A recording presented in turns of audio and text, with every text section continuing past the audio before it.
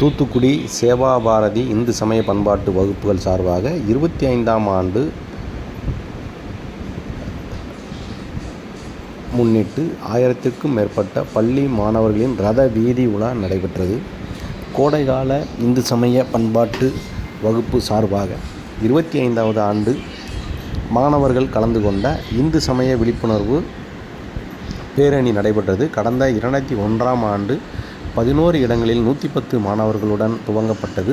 இன்று 25வது ஆண்டை நிறைவு செய்துள்ளது. இதில் இந்து மாணவர்களுக்கு இந்து மதம், அதன் பண்பாடு, தெய்வ பக்தி, தேசபக்தி ஊட்டி வளர்ப்பது குறித்து வகுப்புகள் நடத்தப்பட்டு வருகிறது.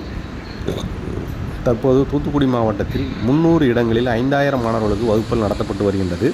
இந்த வகுப்புகள் ஒவ்வொரு ஆண்டும் மே 1ஆம் தேதி முதல் துவங்கி 15ஆம் தேதி வரை நடைபெற்று வருகிறது. இதில் 20000 புத்தகங்கள் புதிதாக அச்சிடப்பட்டு வழங்கப்படுகிறது.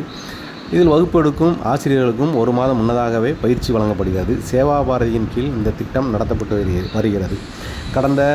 இன்று 25 ஆண்டு வெள்ளிவிழாவை முன்னிட்டு தூத்துக்குடியில் உள்ள பழமை வாய்ந்த அருள்மிகு பாகம்பிரியால் உடனுரை சங்கர ராமேஸ்வரர் ஆலயத்தின் முன்னால் 1000க்கும் மேற்பட்ட மாணவர்களின் பல்வேறு ஆடல் பாடல்கள் மற்றும் தேசபக்தி கோஷங்களுடன் மாவட்டம் முழுவதும் இருந்து மாணவ மாணவிகள் 4 ரத வீதிகளை சுற்றி உலா வந்தனர்.